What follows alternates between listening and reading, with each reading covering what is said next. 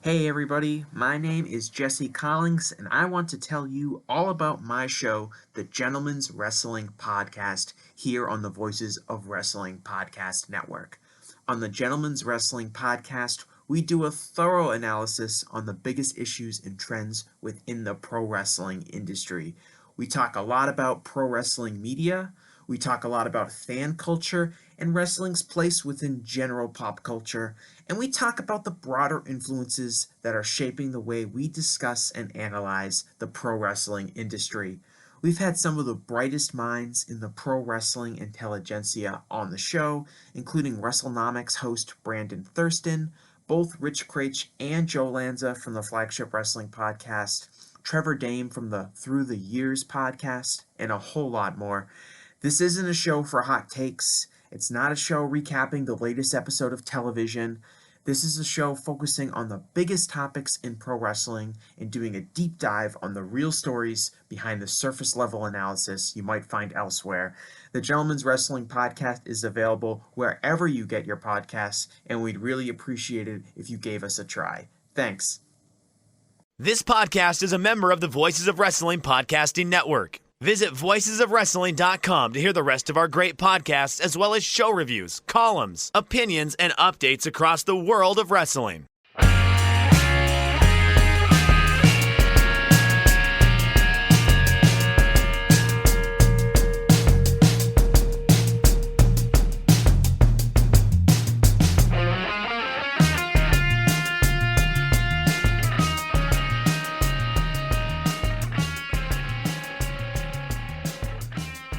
Hey kids, do you like professional wrestling? Well, we like professional wrestling too. This is Shake Them Ropes. I am Jeff Hawkins, firmly entrenched in the internet bubble. He is Chris Novembrino, firmly not entrenched in the internet bubble. Personal note, rest in peace to comedic genius Richard Lewis, who passed away yesterday. I met Richard Lewis once here in LA at a gig because he was still tight with David Brenner, who I opened for, and I was possibly going to write for him on this big comeback that never really materialized because David Brenner, time had passed him by, as had his sense of humor, and it was terrible. It's like writing for Mort Saul in the 90s. It just wasn't going to work out. But in the 80s, when I was studying stand-up, and all that dude, Richard Lewis was just awesome to me. Neurotic, great. If you've ever seen any of his laters with Bob Costas, they're some of the best that they did in the mid 90s when Costas had a talk show late at night before. Who was it that ruined that? Greg Kinnear ruined that show so bad. Was on modern people would know him from Curb Your Enthusiasm these days. Just a prince of a man in every sense of the word. Are you familiar with the stand-up of Richard Lewis? I am. I mean, he used to be on Comedy Central a lot, especially back in the 1990s. He used to have the piano, and he'd always use it as a cheat to spread his notes out so he could read his jokes, type of a thing. Yeah.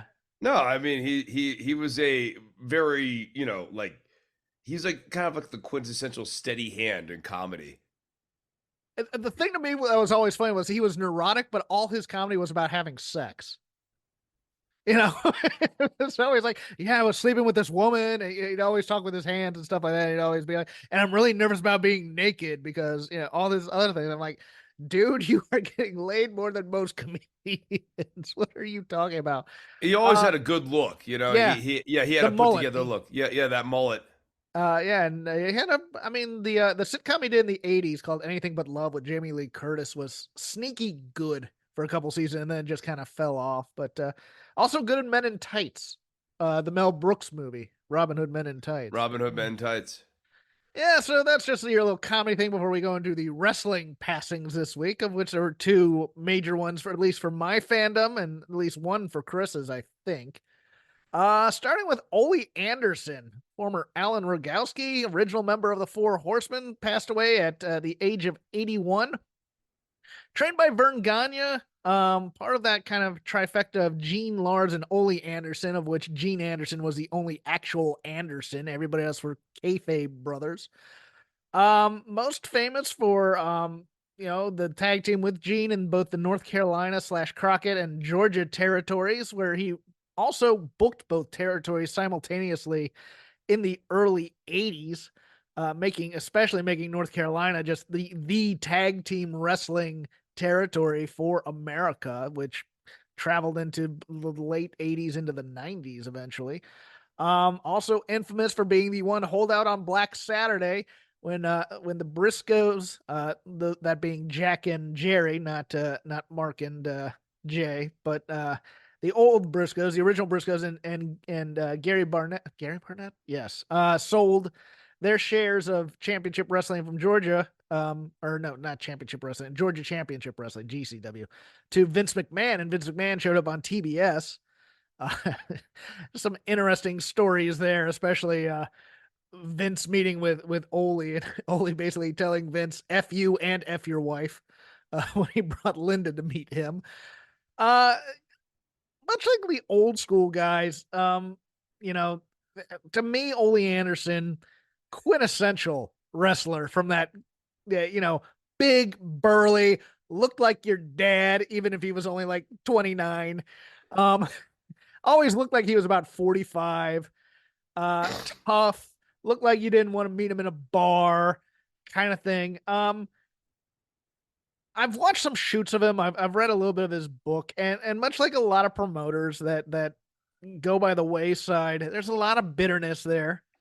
And a lot of good ideas, but a lot of, you can see the blind spots in his thinking in a lot of things. Like he is a big size guy. He is a big toughness guy because he comes from that Vern Gagne school of, everybody should look like Dick the Bruiser type of a thing.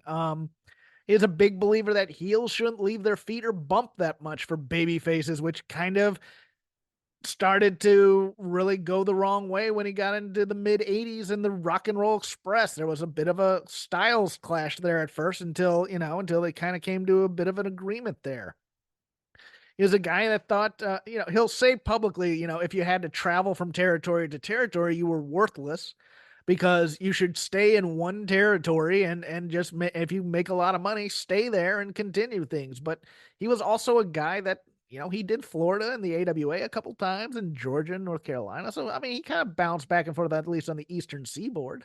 And he also did Japan, I think, once too. I remember there's a matchup between him and Tenru from like 90, I think. That's kind of amazing.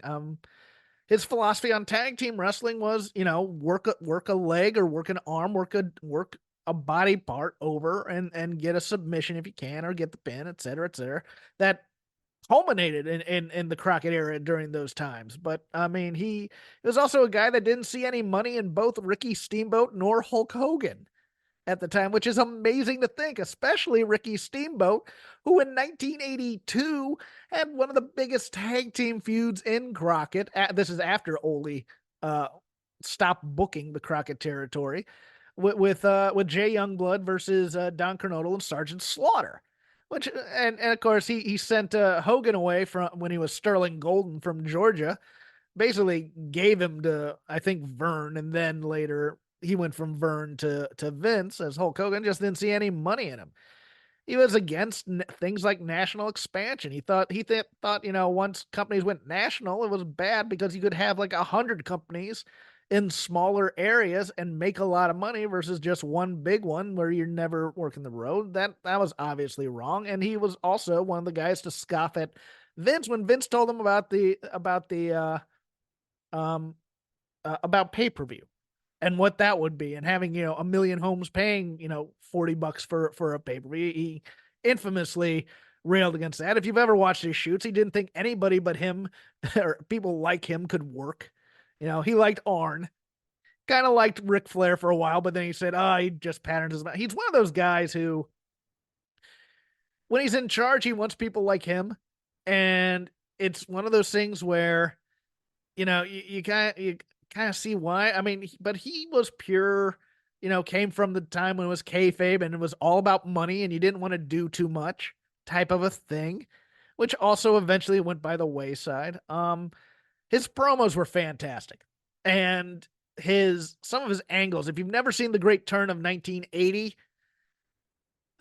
I know Dave on Wrestling Observer Radio kind of poo-pooed it a little bit because it was the second feud with Dusty, but the Great Turn of 1980 is one of the best angles ever done, I think, in my opinion. His interviews with the Horsemen. If you don't know the Great Turn of 1980, that's when he had turned babyface, um, and Dusty Rhodes eventually came to him to help him battle the Assassins and Ivan Koloff. And there were two special referees in the match. There was I believe it was Gene, not Lars Anderson, and Ivan Koloff were special referees. The Assassins picked Ivan Koloff, and of course, Ole picked his brother, and they're in a cage, and eventually everybody just turns and beats up Dusty. And the promo afterwards where he's explaining it, where it's like, he asked me, I can't believe it. Ole had a certain fire to his promos and a certain realness to his promos. When he told you in Crockett, when he was part of the Horsemen, that 1986 at some time, Dusty Rhodes is going to announce his retirement, you kind of believed it. You know, his promos against Piper in Georgia are fantastic. He always had a weird, angry fire that was believable, and I love him as a promo. His wrestling I had to get used to, and eventually I did once you learn that older style that he had brought into the 80s. As a child of the 80s, you kind of like watching Rock and Roll Express and all these guys flying around the place and things like that. And it's like, you know, I think his hatred of Dusty Rhodes in real life, in terms of I don't want to like run into his elbow because that looks stupid, was more of a pride thing. I think he was very bitter he didn't make a lot of money as a horseman, because I think he was promised a lot more merchandising and things like that never really came to fruition. Comes off as bitter a lot of times, but as a performer more than a booker, I absolutely came to adore Ole Anderson once I started doing more of a deep dive into his early 80s / late 70s stuff. The stuff with the Horsemen is great, but yeah, he never did any of the reunions with the Horsemen. He hated Vince McMahon until his dying breath, which is kind of awesome in some ways to be that embittered. But he also just didn't like anybody else either, it would appear. Even people he worked with for a while. Chris, I think Ole might have been after your time, but do you have, I mean, any recollections of Ole Anderson? Maybe even like the early 90s when he came back with the Horsemen to face J-Tex? So recently, I went on YouTube and I was actually watching Ole Anderson shoot videos where he was talking specifically about Ric Flair, Yeah. and it's I all of his points about Ric Flair, they are contrarian takes, but when you start stringing them together, like he has a worldview. It makes sense. You It makes see, sense to him, but at the same time, Flair has a pattern match that he does, but it's a great pattern, you know? it's reductive, but like I also get what, like it's not a horrible argument. No. And then like I also do just, you gotta, especially as time goes on, give mad respect to anyone who said "F you" for the rest of your life to Vince McMahon. Yeah, that was Right, like that's an all-time great take. Like that's a pretty strong and awesome take on Ole Anderson's part. Yeah, yeah, but he burned those bridges. Like he got fired from Crockett, or actually WCW. He was trying to get his kid into the business, and Eric Bischoff comes in and fires his son, who's a trainee at the power plant. And so he's trying to get his son a job somewhere. So he brings in Jim Cornette to a meeting at the power plant. Now this is post Watts.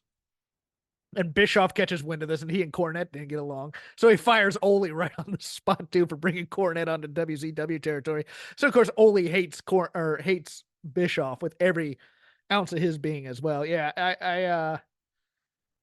I remember watching Ole heel videos as a kid, and then you watch Ole as a babyface, and they're the same promo, but they're still awesome as a babyface too. That's having a great character and sticking with it. I agree. Yeah, matches to watch. For me, I would say the Andersons versus the Rock and Roll Express at, I think it was Starcade 85. Don't quote me on that one though. Yeah, Ole's great and every. I mean, watch his Georgia stuff. Watch his team with Stan Hansen in Georgia. because those guys just absolutely killed it down there. Watch the Great Turn of '80. If you can find any footage of him and Gene versus Paul Jones and Wahoo McDaniel, Ole and Wahoo McDaniel is always just two grizzled big dudes who just beat the crap out of each other. That is a hoss fight. Those are always fun. Any interaction between Wahoo, who was just semi-alcoholic and just didn't give a crap, but was tough as nails, and Ole, who was also semi-alcoholic and tough as nails. Just watch those two just beat the crap out of each other for 10 minutes, and you'll be happy. But yeah. Also passing away this week, Mike Jones, a.k.a. Virgil, a.k.a. Soul Train Jones, but best known as the valet for the $1 Million Man and his run in the WWF. Originally, part trivia, I was told, or at least it was on Wikipedia, that he was a graduate of the University of Virginia, and there is a Mike Jones with a degree in math who matches his age. It says on his Wikipedia, Virginia Union. I'm not so sure. I still think he went to UVA, but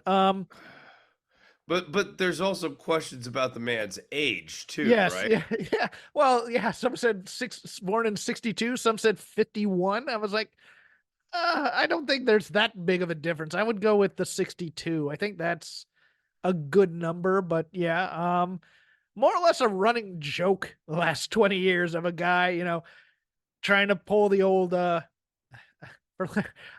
hesitate to say carny because I got a comment from someone that we didn't post about being insulted by the term carny. But yeah, no, he was always trying to work for money. Let's put it that way.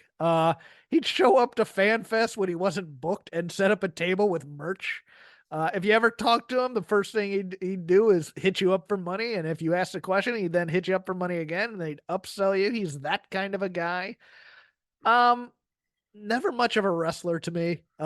Great athleticism. No. Oh, I don't say that. How could you say that? I mean, he had so many matches. I mean, the moment that split happened, he had the one feud with DiBiase, and then it just fell apart because he's and wasn't that a dazzler match? I mean, that was a great match.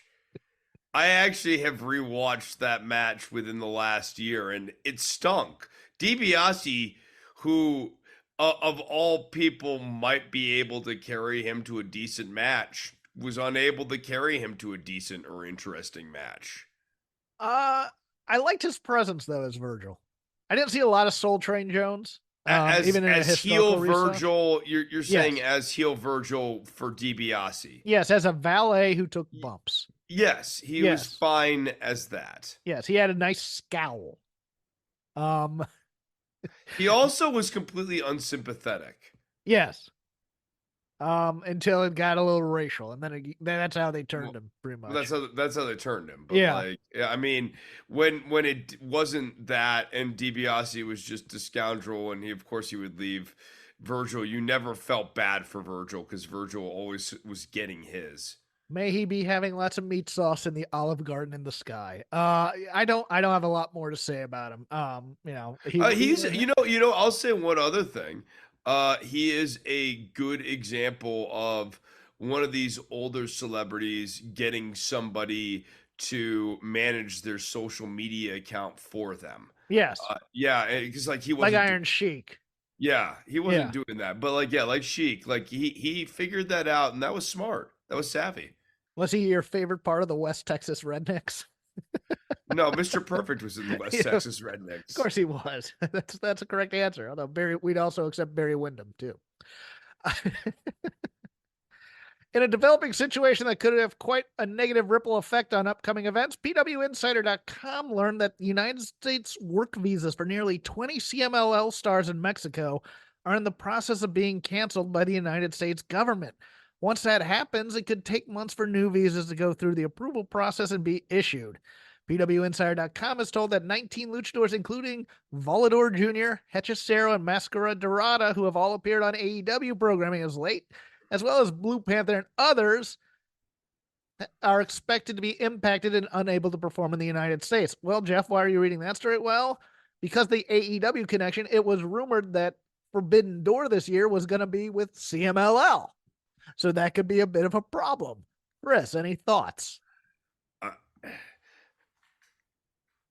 it could be a bit of a problem, but they also could just book a narratively satisfying show too and not have to do the thing that they have to do whenever they do the luchador heavy shows, which is just, it's what's El Aquarius doing in the impact zone. Cubs fan 75, who knows a lot about this, says that this is because this is more attributed to incompetence in the office and somebody forgetting to file paperwork and stuff, which rather than, somebody behind the scenes like a Nick Khan or a Conan, getting people. Somebody said, "What if Conan was behind this?" I go, "Do you think Conan has a lot of contacts at immigration? Is that what you think?" But it's one of those things where it was a guy on his way out already, and then he didn't like do the prerequisite stuff. But it seems like a big deal, especially given that, given the rules and the customs of Mexican wrestling, especially with AAA and CML both simultaneously working with AEW at the same time, although not allowed to appear on shows where the other's talent is. If you're building towards Forbidden Door, it would seem like you try and get those ducks in a row before even going to AEW. Maybe it's just me. I don't know, man. Okay. I don't know. Media call today for AEW Revolution, which happens on Sunday. We will preview in a moment, but interesting comment from Tony Khan saying that expanding to about 9 or 10 pay-per-views a year is his sweet spot. I disagree. I think it's far too much, and I think it's far. 6 is a good number. 4 was a good number too if you could build to it. But the problem is, Well, I mean, to me, if these are 10 pay-per-views, $60 a pop, I get that there's a lot of the AEW audience that doesn't pay for these things and still enjoys them. Don't get me wrong. I think it's too much. I do. I think 10 pay-per-views at full freight. And also it's just, I don't know. I don't have faith in Tony. Tony doesn't do build well. I'm sorry. He does this time around. Revolution was the best he's done since the beginning of the company in terms of top to down card. And I understand that there's a lot of fans who don't give a crap about build. I get that. But it's also only 1/7 of your audience that's actually paying for pay-per-views. And while that's very, very good, don't get me wrong, I don't think you want to drive them away by, upping their pay-per-view budget. What was it? 6 pay-per-views this past year for 360 to $900. Well, no, I'm wrong on the math there. 10 times 6, $600. My fault. I just don't know, Chris. I really don't know. I mean, it sounds like a good idea because it's what WCW and WWF and it's what major companies do. They have pay-per-views every month type of a thing. I just think they have a lot of product out there right now that's kind of gone by the wayside as well. And it's one of those things where having a pay-per-view doesn't necessarily equate quality, although the matches will still be good because the athletes are still there. I'm kind of rambling here. I'm sorry. No, the matches will still be there. I don't worry about that. I think $40 a month is a lot to demand from an audience, and theirs are 60, I think. 60's worse, and that I think does run the risk of making the show even more sort of like have more of a spiraling inward trajectory in terms of ratings and viewership rather than a growing outward trajectory. Just because if there's this monthly cost barrier to watching this show, why am I watching this show? Also, man, $60 worth of value is just, that is, I think it's too much for any show economically to be asking. Well, I do too, but the people who are going to be going for this probably aren't paying $60 a month. I'm just guessing. I'm just guessing there's a lot of people in your internet wrestling community that are torrenting or stealing the pay-per-view. No, I'm not a dope about that. I understand how those websites work. Some of them are pretty neat, I would say. Yes. But that's sort of also evidence to the point that the economics aren't right here either. So I don't see this is a business model that feels very nostalgic for 1997, 1998. Yeah, I'm there with you. It's like if And if all these people are stealing it, to go back to that time, right? Like go back to the good old days when CDs cost $20 in 1998 money, and people were regularly stealing from Best Buy and Circuit City and all of these CD vending stores at a higher clip because those CDs, when you adjust it for inflation, Napster. like, and then Napster shows up too, right? And immediately people stop buying CDs because the price point's too high. Right. But vis-a-vis the quality, there'd be one single on the CD, and then the rest would be filler stuff, and people would go, "Why am I paying this much just for the CD?" But to time travel back to that day, especially when, you get your allowance or whatever, if I had $10, I might buy a CD that was $10 or like $7 or $8. It's just I wasn't going to pay $20 for a CD. And I feel like AEW is sort of doing that. I mean, even back in the day when we watched wrestling pay-per-views, we'd all go to a friend's house and everyone would chip in. And you get pizza, and yeah. I think the thing that really turned me off for monthly pay-per-views, it was especially during the Monday Night Wars, where it felt like they were booking the pay-per-view to then resolve on the free television.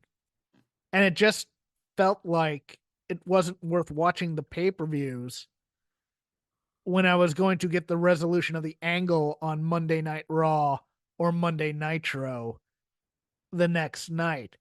And what AEW fans will tell you is, well, you're watching it for the shared experience of the quote unquote great / 5-star / whatever great inflation Dave decides to do that month match. And at least for me personally, that's not worth it. I'm sure it's worth it for some people. Don't get me wrong. I don't want to dismiss people's fandom and what gets them off on wrestling.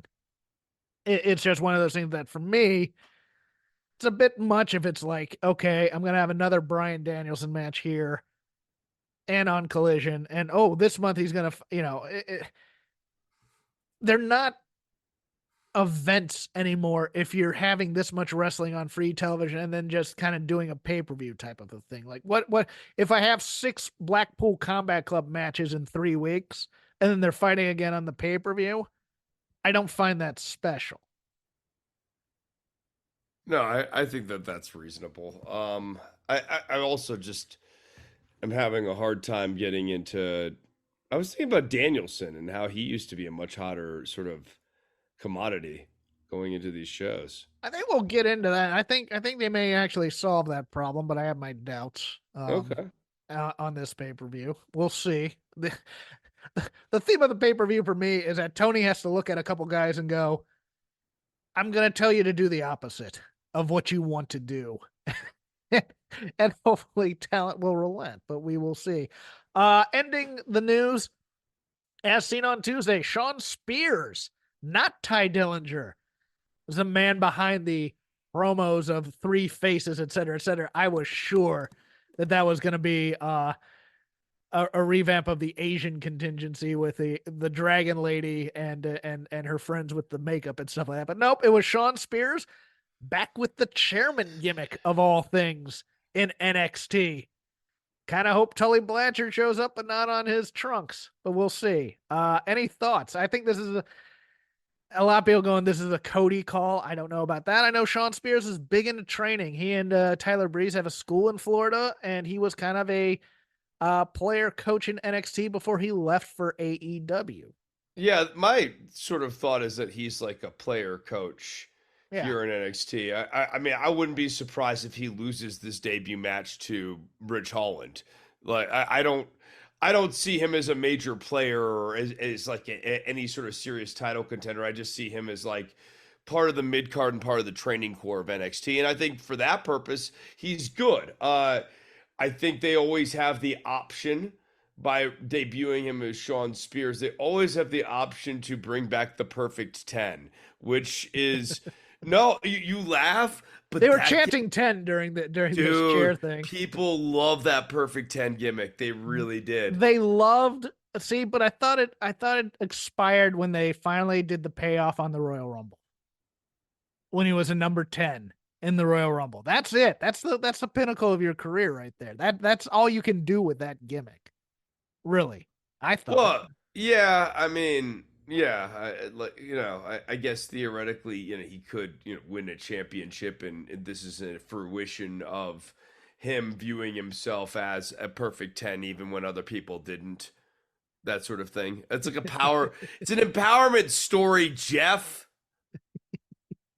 Okay, so you want him to be Carmelo Clean. Got it. I want to feel good about something.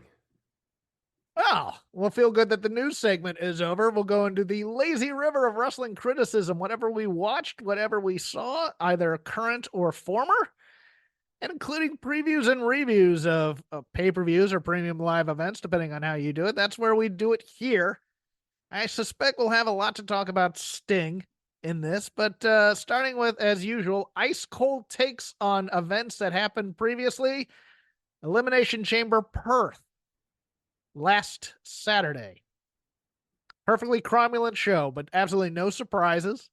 Thought the men's chamber was the best match of the show. Really enjoyed that. I enjoyed the tag team match with Tyler and Pete Dunne, although it's kind of comical to watch those two against Damian Priest. Women's match, slow start, but or the women's chamber, slow start. Tiffany Stratton, I think, is going to be headlining WrestleMania next year. Crowd loves her. They love the gimmick. She is tough. That's the thing that we don't give her enough credit for at times. Is she's gorgeous, but she is a tough woman. She's always shown that. Like the NXT matches, what she didn't show necessarily in terms of in-ring chops, she did show in those hardcore matches that she has a level of toughness that sort of is not necessarily belied by her look. Oh, and also the stand and deliver in LA, where she gets on the ladder to do the senton off of it to the floor, and they don't catch her at all. Yeah. And she just hits the floor with a thud.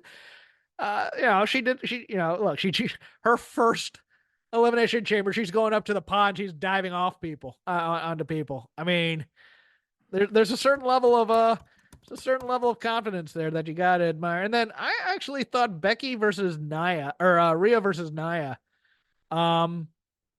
was better than it probably should have been. I mean, look, Nia Jax is never gonna set the world on fire. I thought she was actually pretty good. This seems to be very split. There are some people who really dug that match with Nia as the monster and Rhea working from underneath, and there are others who thought that Nia was her usual sloppy self.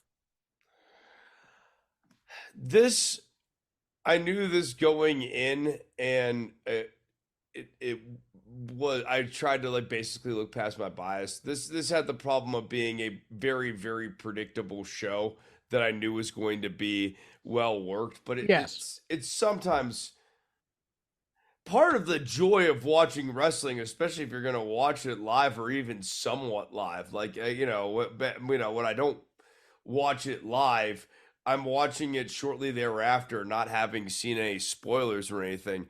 Part of it, the joy is not knowing what's going to happen next. Can you, by the way, can you hear this ridiculous leaf blower that's it's outside my window right now? No. Okay, no. Never mind then. Continue. Yeah, Sorry. yeah, I'm just laughing because I'm trying to hear you. And this show did not give me those moments of joy really at all. No. And that it made it a tough watch, even if I was like, they're doing Rhea. This is my fault Rhea for not. and Nia was not bad. You It could have wasn't fast great. forwarded about 45 minutes for that whole Grayson Waller effect crap, because that was utterly useless for the most part. There was a lot of filler in this show. I thought they were going to put a couple more matches on here. They only put a match on the pre-show, and that was Indy Hartwell and Candice LeRae versus the Kabuki Warriors to give Indy the hometown pop, which she got. She didn't take the fall, which is also nice of them to not do. But yeah, I mean, I agree. There are shows that are on paper where you expect things and they over deliver, and then there are shows like this which are on paper. You look at the match on paper, you know exactly what's going to happen, and it just kind of does what you thought was going to happen, and then you have to kind of question your life as to, well, if I knew that was going to happen, should I have spent the time to watch any of these matches?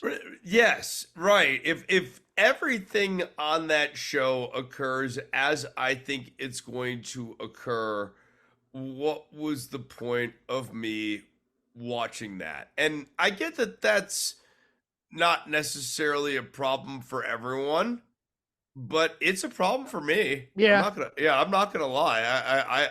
I find that I find those types of shows to be less interesting. Yeah, much like, oh, if you follow me on Elon Musk's X, I had some opinions of Dynamite last night in terms of logic, and when I watch a television show, I want some logic in there. And everybody's telling me to shut up and just enjoy my wrestling. I can't watch television like that. I can't. If I'm gonna turn my brain off for dumb, illogical, I'm gonna go watch a movie like John Wick or something. I'm not gonna watch wrestling for it necessarily. Um, but we're gonna go into our preview for 2024 Revolution, Sting's last match. I watched Beach Blast 92 last Saturday. Just in the night before I was relaxing and go to sleep. That's the one. It also has the Steamboat Rude Iron Man match. Okay, all right, all Has right. has the Steiners versus Gordy and Williams, which is awesome. But it also has the Falls Count Anywhere Sting versus Cactus Jack match. And let me tell you something. Sting was game to go with Cactus Jack, who this to me is actually peak in-ring Cactus Jack, but nobody in WCW had any faith in him or knew what to make of the guy because he was absolutely killing himself to get over here. This is when he'd do like the sunset flip from the apron to the floor type of thing. He did that with Orndorff at one point, but he also did it with Sting in this match. This match was awesome, and Sting was on his stuff. I'll put it that way, because he was flying around all over the place too. That match was awesome. What is overall your favorite Sting match? And I will also parse this by saying, without saying, the 1992 War Games, which is the most fantastic War Games to ever exist. I mean, for It's Vader, me, right? it's gonna be a Vader match, It's right? gonna be a Vader match, yeah. And I'm trying to remember which one it is. I think it's the second match they had for the title where Vader ultimately wins on like a power bomb, but it's almost like a desperation sort of thing. Like whenever he was squared up against Vader, they made him, he was never presented as like a weak baby face to Vader. The reason Vader and Harley Race were scared of Sting is because they legitimately thought Sting could beat him. And the reason they would cheat sometimes is because they legitimately thought in a fair match it was possible, though neither one would ever say it out loud, that Sting could win a match against Vader.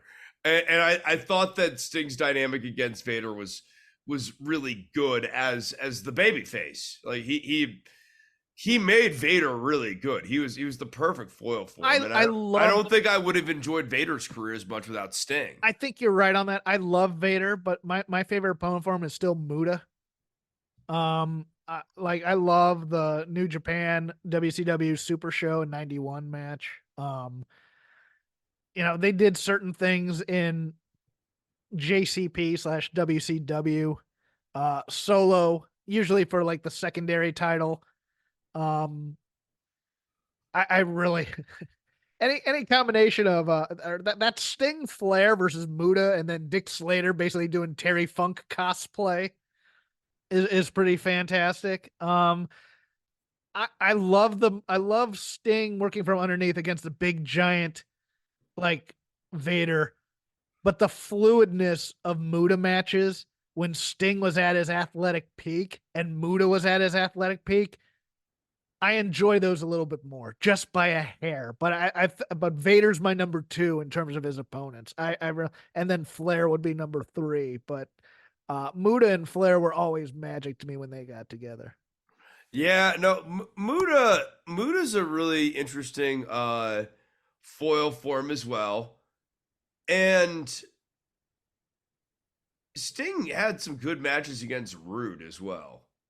Rude's kind of a sleeper. Oh yeah, yeah. No, Rude's kind of a the sleeper. solo matches against Rude because this Yeah, Rude was really he's a sleeper opponent for Sting because they're both kind of body guys and similar. Yeah, like I like Rude a lot as a foil for Sting as well. yeah. Everybody remembers WWF Rude a lot more than WCW Rude. But when he came to WCW, Rick Rude had his working boots on here, and I think he doesn't get enough credit for that. And boy, you saying that, and even though I just mentioned the Dangerous Alliance thing, because I always think of, you know, I think there was a Sting Austin match in there that was really good at one point, or at least maybe a 6-man type of thing. But Sting Rude, uh, although then I think about I think about terrible angles with Ole passing away. He's the guy who booked the Black Scorpion angle with Sting. Hey, he was also the voice of the Shockmaster. Of the Shockmaster. Yeah, I passed those on purpose because I don't want to remember those. Those are things that I think actually add personality. No, I'm not even joking. I think they add personality to Ole. But remember, Rude was the the Phantom of WCW or something? He was the gift. Was it given to Luger or to Sting? I can't remember that. I thought it was to Sting. Where they do so he was doing magic tricks and stuff to play mind games with Sting. This is the Black Scorpion. No, okay, maybe, but I conflate that with the Phantom guy because remember I got Google this vamp for me real quick. Okay. Boy, what do I say about the Phantom or the Shockmaster? I think when we think about Ole Anderson, him breaking up into laughter on the Actually, hold on. That whole Ole Anderson being behind the Black Scorpion angle is amazing for a guy who is all about toughness and realness, and then decided to go into Vince McMahon light type angles. Yeah, like WCW were very bad at these Vince McMahon type angles too. Oh yeah, no. Yeah, he was introduced with like a half black, half white mask with a cowboy hat. He's the WCW Phantom. He defeated Tom Zink at a Halloween Havoc, and I think then he went later to attack. He had Medusa as the thing. Who did he attack? Luger? Or did he attack Sting? I want to say Sting. Yeah, I just, but yeah, no, that WCW Phantom, that U.S. Heavyweight Championship match against Sting was really good, and yeah, yeah, that right, Sting Flair, of course, at Clash 1 was great too. Yes, they did have good matches, but like because Sting's a little bit bigger than Flair. Like I don't know, like I didn't necessarily feel like he was always the best opponent for Flair. See, and he wasn't having good matches, but for me, memorable was him and Rick Steiner being Eddie Gilbert's heavies in the latter stages of the UWF as part of Hot Stuff and Hyatt International. And then eventually your boy Hollywood John Tatum and Jack Victory would leave the territory. That began the Sting as a heel was always kind of, I mean, like he had no personality whatsoever, and Rick Steiner was kind of, he wasn't doing the goofy dog faced gremlin, but he was still a little bit goofy at the time. But I didn't watch a lot of TNA Sting. To be honest with you, I got to see Bound for Glory in 2009. TNA ended up being, I would say, on balance, good for Sting because it allowed him to become comfortable with the microphone in ways that he really never was prior to that. Even if he didn't love every single moment of TNA television, and that just means you have basic taste. The stuff that Sting did that was good on TNA was a marked improvement promo wise from the stuff that he was doing in the latter era of WCW. He really was stunted all throughout the 90s in terms of it being a promo. Main Event Mafia Sting was a lot of fun. Right? No, he becomes a much better promo Yeah. as his career advances. And then he gets to WWE. He is a nostalgia act, but he can still go. He now has this ability to talk. They blew that so bad, though. Yeah, and they blew that bad. But, like, you I mean, saw the potential. I remember the thing I remember about Sting and WWE was how hyped. I mean, somebody made a fan poster because we were thinking that it was going to be Sting versus The Undertaker at that Mania. That's right. And the fan art for that was the most fantastic thing. And the match against Seth Rollins wasn't bad. Don't get me wrong. That whole feud with a pretty good match. Yeah, but the feud with the statue was stupid as hell. But that match with Seth couldn't be made up for with the absolute stupidity of the Triple H Sting booking, which became all about DX spiking the football on the NWO and basically telling WCW to piss off one last time. It's still one of the greatest pieces of misusing a legend I can think of in memory because Vince still had to get his gigs. I often wonder if Triple H had the choice, would he have laid down for Sting in that match? I don't think so. You think it was still full on we were a superior brand type of thing? Yeah. You remember he was in WCW for a very short time. Mr. Terror Horizon. Well, he was also Jean-Paul Levesque at one point too. Yes. Like he did put over a handful of people. Alex Wright was put over by Jean-Paul Levesque. Fun fact. Original tag team partner with Regal. Yeah, also true. He was going to be the original Blue Blood. Yeah, boy, this is why I'm so happy for this AEW run because he literally became Terry Funk for ECW for AEW. Totally. He was a great middle-aged and crazy for them. Yeah, and he's going to be crazy on Sunday too. I think. But let's get to the preview now. 9 matches. 9. And I don't think we've even included a lot of the preview matches that will come probably on Friday or Saturday. But we will start the Meat Madness or whatever the hell they were going to call that. It's been canceled. It is now an all-star scramble match. Chris... Man, you're going to get rid of meat and replace it with scramble? Yeah, pretty much. Lame. Although all the meat participants that were named are in this scramble match, which begs a few questions. But Chris Jericho versus Wardlow versus Powerhouse Hobbs versus Lance Archer versus Hook versus Brian Cage versus Magnus, not Magnus, because that would be Nick Aldis, who is on SmackDown, versus Dante Martin. This will give me a chance to go into how Chris Jericho had one of the dumbest promos on last night. It should have just been endearing, and he's a babyface. And hey, my former partner's son is coming here to wrestle, and we're gonna have a great match, and we're gonna have shake hands afterwards, and we might get a little bit heated in there, but we're gonna be friends afterwards. Nope.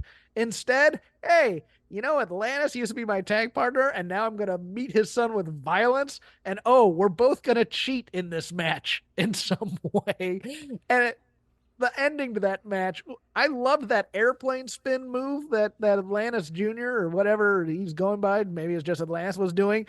But then to just put that directly into the walls of Jericho for a second, just for the towel to throw, was absolutely ridiculous. Powerhouse Hobbs is winning this match, so I don't care otherwise. It's just Jericho being Jericho and his instincts being bad there.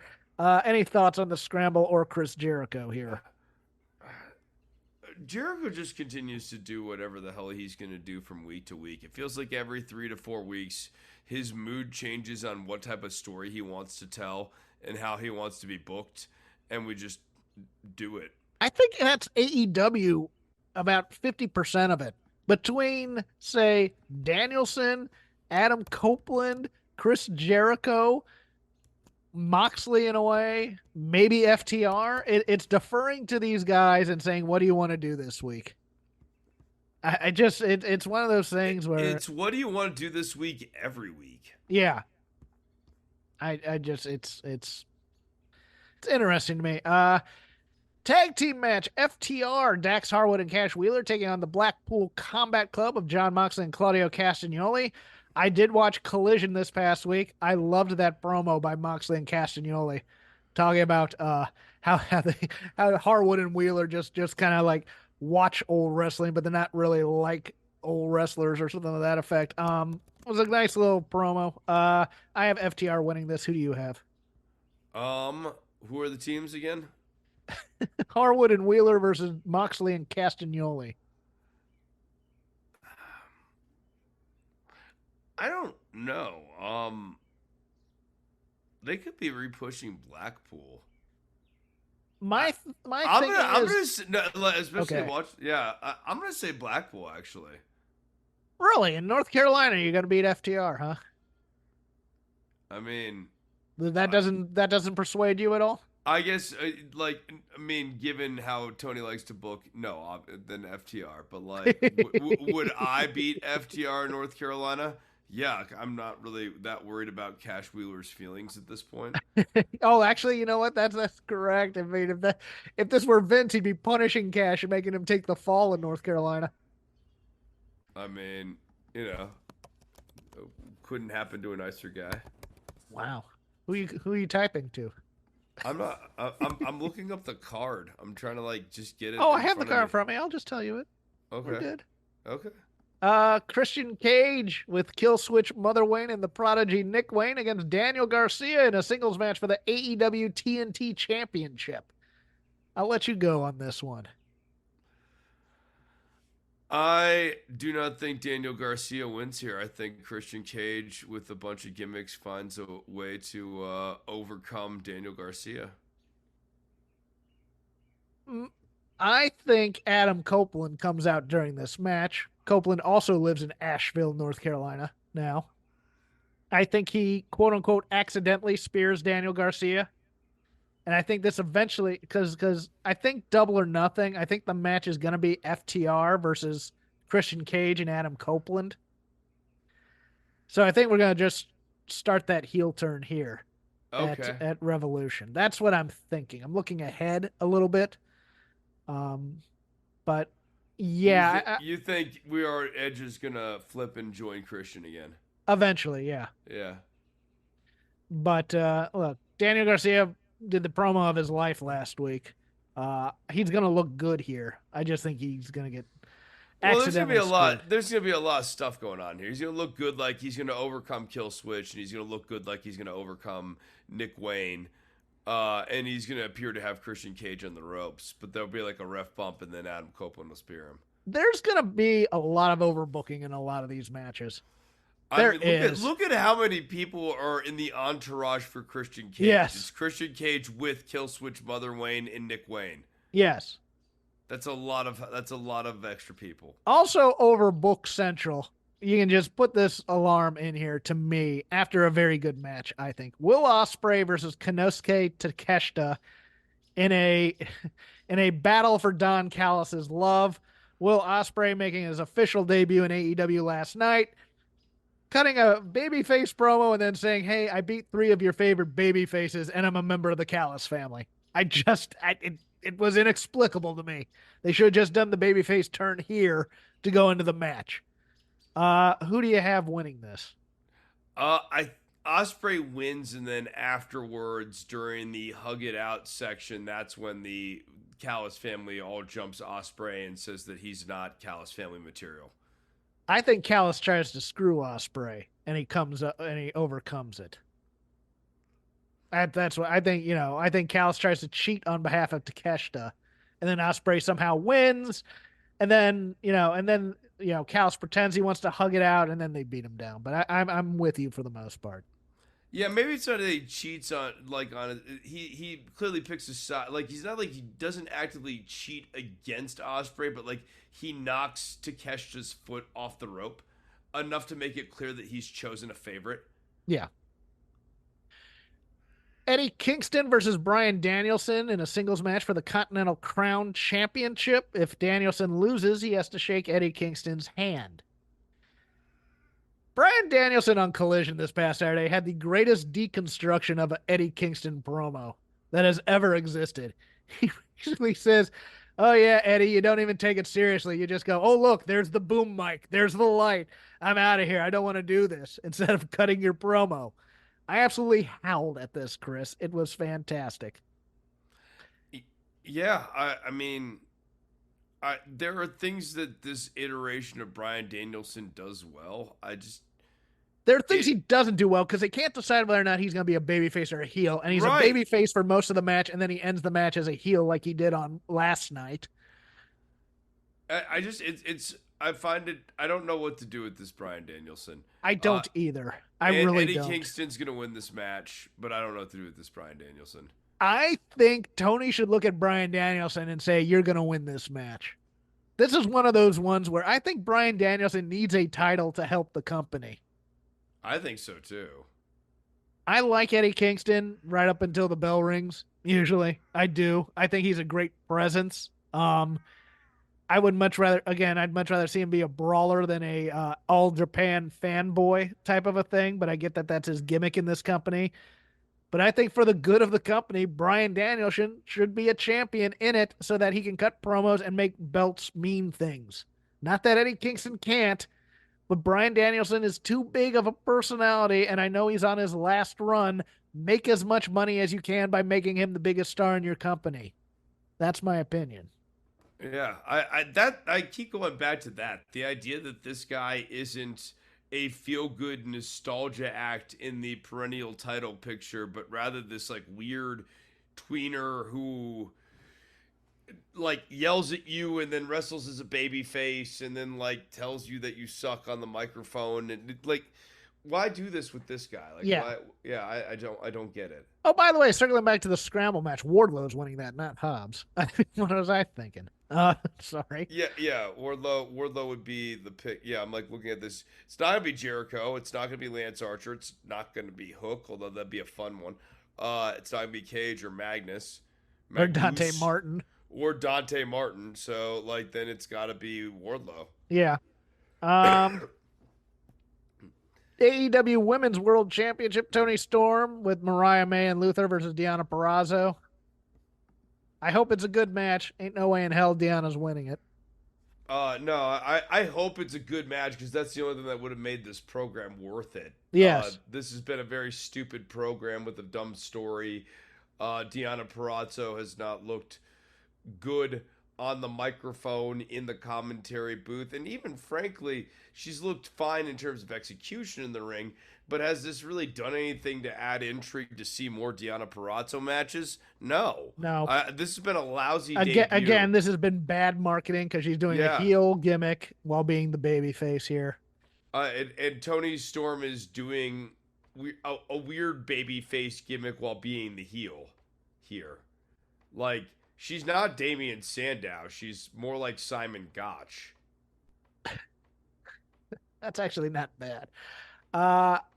AEW International Championship, Orange Cassidy versus Roderick Strong. Boy, do I hate this Undisputed Kingdom. I think they're not a main event heel stable, no matter what they're gonna try with it. You could replace Matt Taven and Mike Bennett with anybody. Yes. Honestly, the thing that like makes this have any flavor at all is Roderick Strong because he's the friend of Adam Cole. But like Adam Cole's not this all-time great faction leader in my opinion. No. I don't think his faction promos are that good. Matt Taven and Mike Bennett are not an all-time great anchor tag team to a faction. And then you got Roddy here who is it perfectly placed as the enforcer and a quality enforcer if you were building a faction. But he is of the members of the team the strongest piece of the unit. This faction stinks. I think I don't. Actually, I think Roddy does win this because I think Roddy's winning this. I think they're going to start yeah. belting up a bunch of these guys. They're going to belt them up. Yep. I think because Taven and Bennett, I think, have the Ring of Honor tag titles. Yep. And I think Wardlow's getting a title somewhere. I don't know if it's going to be the world title off of Joe, but I think he's getting a title somewhere so that they can then make these guys the centerpiece of the company, when I think the Callis family are a much stronger candidate. But that's me. I think in his own company, Adam Cole is has a hard time being viewed as the third best faction leader.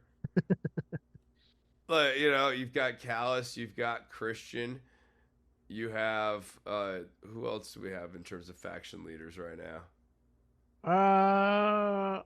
Danielson. Okay, yeah, he's not even the third best faction leader in his own company. Okay. For the AEW World Championship, the greatest champion in wrestling right now, Samoa Joe, versus Hangman Adam Page versus Swerve Strickland. Again, two things that didn't make sense to me. Number one, the Swerve Strickland promo, where he's like, yes, I've worked really hard, but don't forget, I also made an 18-year-old bleed. That's the baby face. Hangman did his part, although the knee injury being worked from the match last week makes absolutely no sense in terms of the plan kayfabe. The whole knee injury was in case he couldn't do the match, and I understand that. But in terms of faking a knee injury in the 6-man to then get to him attacking Swerve with a crutch doesn't make a lot of sense. But I actually enjoyed that part of it because I liked how AEW shot it, where they weren't tipping the hand on Adam Page, and they did the tight shot in on Swerve before he hit him with the crutch. I thought that was well done by them. And Joe is awesome on the mic, and I want Joe to win. And I think, now hear me out on this one, Adam Page takes a fall on purpose from Joe to keep Swerve from winning the title. Wow. I could see that. That's not the story I want, though. That would anger people, and if it were the main event, I'd say there's no way in hell you'd do that, but I don't think this is the main event, and I think you're going to have enough goodwill coming out of the Sting match to be able to pull something like this. Adam Page taps out like not even in his submission hold, he just starts tapping on the mat saying, "I give up." Yes.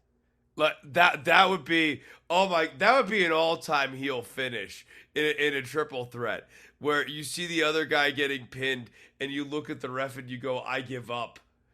I give up to Joe. Yeah. I submit to Joe. Not even in a hold. Oh, yeah. I even love that twist. Not even in a hold. Yes. Yeah. I give up. I submit to Joe. Yeah. Like that. I mean, that's a fun level of petty. That is a level of petty that I can get behind. I know that's a really good heel turn predicate. Like that's a really, really good. That's fresh. I want this to go a different angle, although I like this one a lot as well.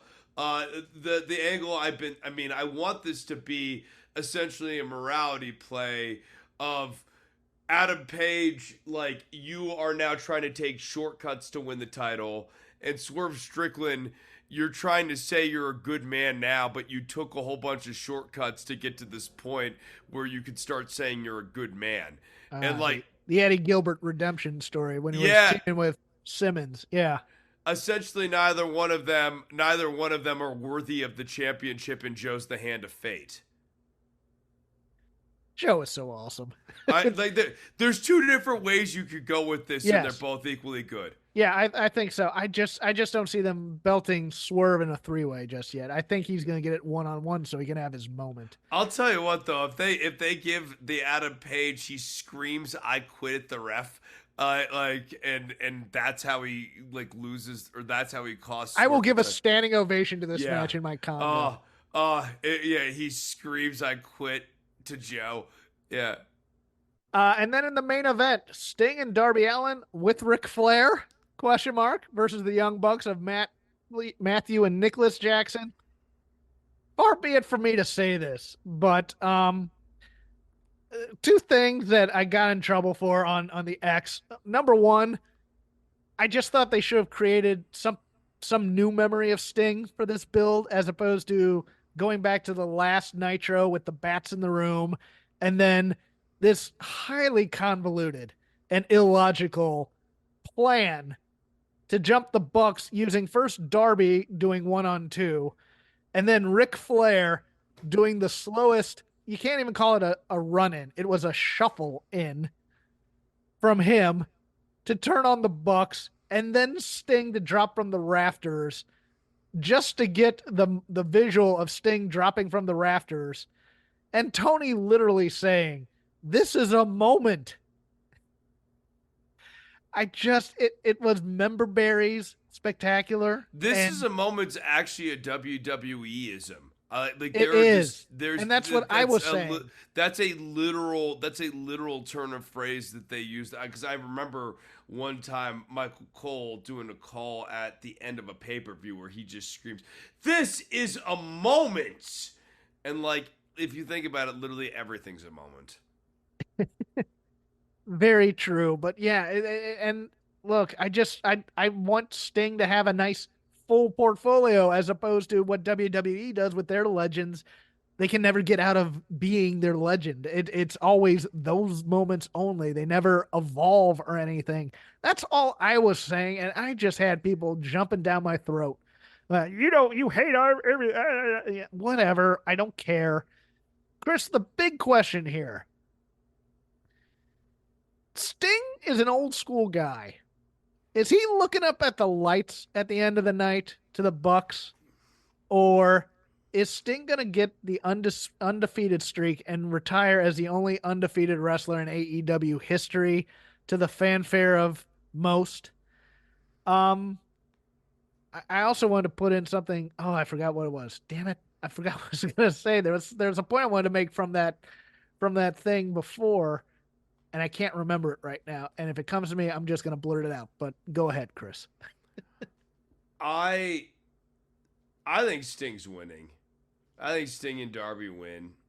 And the next episode of Dynamite, he comes out and tells Darby he needs to find a new tag team partner, and like they do that sort of story. I think they're beating the Bucks. In part because the Bucks have chosen to be WWF in this final run. So like the metaphor of the Vince guys beating Sting in the final match. That's good. Doesn't work. It doesn't work. I realize what Sting's got to beat Vince in the final match. Yeah. My point was that plan was so bad, it felt like Darby Allin might turn on Sting in this match because he was just getting the crap beat out of him 2-on-1, and Sting never came to help him because he's up in the rafters doing that goofy stuff. No, but this is almost like a reverse of the way that they did the WWF thing, years ago with the NWO versus DX. The Bucks are basically serving as the Vince proxies this time. Hear me out on this. Okay, so they do that. Darby picks Adam Copeland as his tag partner, and then Adam Copeland eventually delivers the tag titles to Christian that he doesn't earn. That's how they deliver the tag team titles. That feels like how they might do that. I don't know. That actually, no, it would make perfect sense. Sting makes a mistake. He picks another Edge. friend turns on Sting. Yep, another friend turns on Sting. He's like, Darby, because afterwards he's got to go back to the yelling promos. Darby, I have a new friend for you, and then he brings out Adam Copeland. And then remember they had that 6-man with those three, so that makes sense too. That actually makes sense. Yeah. I think Sting is going to ask to do the favors, but I think he's going to have to be convinced, and I just see him retiring undefeated. I think I think you're right. The metaphor / allegory is too strong here. We need to do a makeup for the WrestleMania thing. We're in Greensboro. I think Flair's going to pretend to turn on Sting one last time. Again, even though we just did this stupid thing on Wednesday. I think Sting's going to jump from something very, very high, and I hope he doesn't hurt himself too bad. I want Flair to try to turn twice in a match. I still want I love the idea of Flair, Arn, and Tully trying to beat down Sting and then being so tired that they're on hands and knees on the ground afterwards. That visual to me would pop me, but it's only me probably. But yeah, I think Sting retires undefeated. I'm gonna go with that on that. And with that is the end of your Revolution preview. Is there anything in WWE or NXT that you want to hit on right now? I think that Ilya Dragunov continues to be a highlight on a show that needs highlights desperately on a regular basis. Ilya is just great character work. Melo's this heel iteration of him's not great, but this is just a good solid placeholder match. I think Melo will lose in relatively short order, and whatever his story coming up next, that will be the thing. We already talked about the returning Ty Dillinger on this show. Outside of that, Luca Crucifino being presented as a babyface was baffling on this show. Yes. I have no notes for that. It's just baffling. And Vic, no, I actually did go back and rewatch parts of that match because at the end, Vic is going, Luca Crucifino really showed us something during this match, and I was like, wait, he did? Okay, I've missed something. All right, let's wind that back. And I watched it, and basically all he showed us was getting bumped. So I don't really know what I saw from Luca Crucifino in this match. I liked on Raw. I'd be remiss if I did not commend the New Day for wearing jeans to a street fight. Yeah, thank you for that. Nice. I also just like that little turn, and it's not a turn per se, but of Liv Morgan just looking at Becky Lynch for ruining her match and going, not everything's about you, and walking away. It's starting kind of I'm not going to go so far as to say it's a Drew McIntyre type of a turn, but it adds a little depth there. It doesn't have to be a full-on heel turn, but yeah, Becky is doing her dumb man shtick, which I don't enjoy. I love Becky Lynch. I don't enjoy the man for some reason. What's interesting about the Liv Morgan move is that it could be the setup for Becky's heel turn too, where her stuff, when you go subtle, you give two different possible plausible inflection points off of that scene now. It could be Liv's going heel. It could also be that Becky's, starting to become a dick. That person that everyone thinks kind of fondly of is kind of becoming an ass. Well, that's an interesting dynamic because everybody's going to be a babyface against Nia because we saw Rhea, who is a heel, being a babyface against Nia. But if Rhea's winning this match at Mania, making Becky kind of the de facto heel in this, can they toe that line? The Judgment Day are just not fully believed as heels, even though they're a heel faction. I love it. Which is hilarious because Dom is the loudest boo of the building. But when he stepped up to Gunther. Oh. You know what that moment was? I mean, did you ever watch Conan O'Brien when Triumph the Insult Comic Dog went down to the Star Wars premiere with the guy dressed as Spock, and he meets the woman who's dressed as Princess Leia, and everybody's doing their dumb lightsaber fights, and he goes, "What man will step up to be with this woman?" And this dorky guy says, "I will." That was Dom in this scene.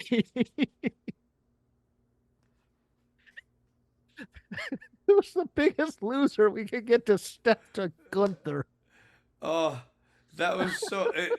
I mean, that visual, Gunther continues to be a highlight on this show too. The promo on Jey Uso was some high quality Gunther material where he talks about feeling the title slipping out of his hands and then somehow retaining, and he goes, I got to admit, I'm not perfect, but I'm the closest thing there is. Well, he and Drew had a good line. It's like, you're hurt. I'm not missing WrestleMania. Who am I? CM Punk? Like, there's some really nice character development on this show. Like, guys like Drew McIntyre and Gunther finding their voice with their already present ring chops makes them really formidable talents on this show. Well, not just that. It gives the card depth where you already know Yeah. what the top of the card's going to do. They're going to run their roles. You know, Cody's doing now. Basically, has taken Kazarian's old Bullet Club hunter gimmick or whatever for the bloodline. And, you know, the top of the card is going to be the top of the card, although they need to give Bailey and Io something this week. Hopefully they will. But the middle of the card's intriguing, especially when you have Jay and Sammy and Dom all gunning for Gunter. I think that's kind of an interesting four-way right there. Yeah. If they decide to do it that way. So, I mean, look, this WrestleMania card is going to be solid. I like Logan Paul versus Randy Orton. I think Logan Paul is gonna get posterized, much like Ricochet and Matt Sydal / Evan Bourne into an RKO by doing something very, very acrobatic and just having his head being right there for RKO. I think that's a perfect match, and I like the end of that. Of and setting him up as the big heel with the brass knuckles. I thought that was kind of smart moving too. Now this card is, 2 nights. I think it's going to be solid. Yeah, I think that's a really good way of putting it. Like they've got good feuds coming up for this. Yeah, and look, they're is everything great? No, it's not. It's not. And is it a bit repetitive at times? Yes, but do they have some interesting things going on? Yes. It's kind of like a mirror image of, well, I guess AEW is sort of the same way. Like the top of the card's a little messy, but like when you get into the middle of WWE, they've got a lot of interesting stuff going on. I think Logan Paul and Randy Orton is a very solid mid card match. Yes. Yeah, if that's what you've got sitting in the middle of your card, and for his first Elimination Chamber, Logan Paul was pretty damn good. Yeah, and I mean, look, if he had a good match with Adam Cole, I think he's gonna have a good match with Randy Orton. Logan Paul and Adam Cole had a match? Didn't they back in No, you're thinking Pat McAfee. Pat McAfee, that's right. We're eventually gonna get to Pat McAfee versus Logan Paul in a celebrity versus celebrity encounter. One thing I love during these shows is when they show the rankings for everybody on WWE during the matches. Like, see, there's a way to do this where it's not stupid, where you like what you would do is you would talk about how the ranking system on WWE 2K24 is dynamic, just like pretty much every 2K game. Oh, okay, you're being serious with yeah, I am. 2K. Okay, I actually have a legitimate take here. I thought you were taking a shot at AEW, which is now appears to have dumped the rankings 2 weeks in. Hey, look, there's always next year, kid. I was talking about okay, you're being serious. Okay, go ahead. WWF's or WWE's marketing for the for their video game, the corporate synergy.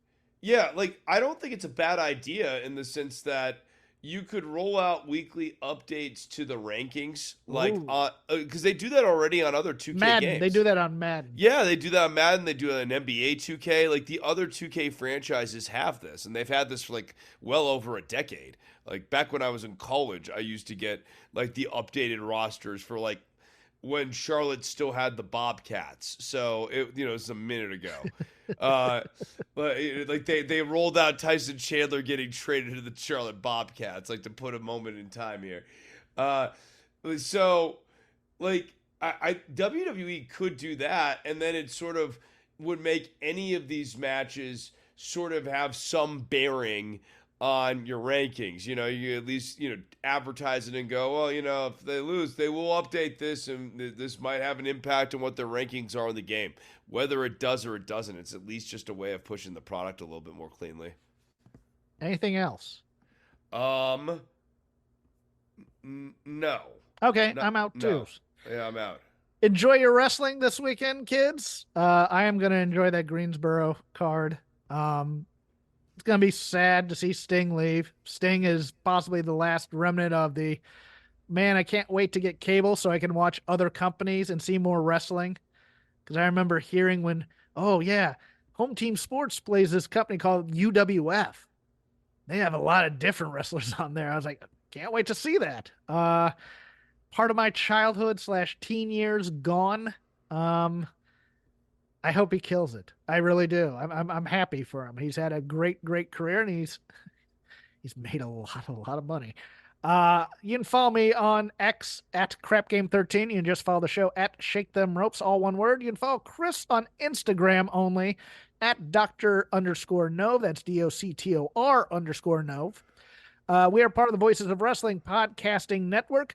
I also do other audio for Fight Game Media. This week I'll be doing the pre-game show with the Power Bombshells, and I'll also probably be doing a post show live with Garrett Gonzalez over on Fight Game Media after Revolution. But every Wednesday I do a show with Paul Fontaine called The Dynamite Show. We thoroughly deconstruct Dynamite. Goes on live on YouTube about 20 minutes after the fact. Drops on your podcatchers the next day as audio.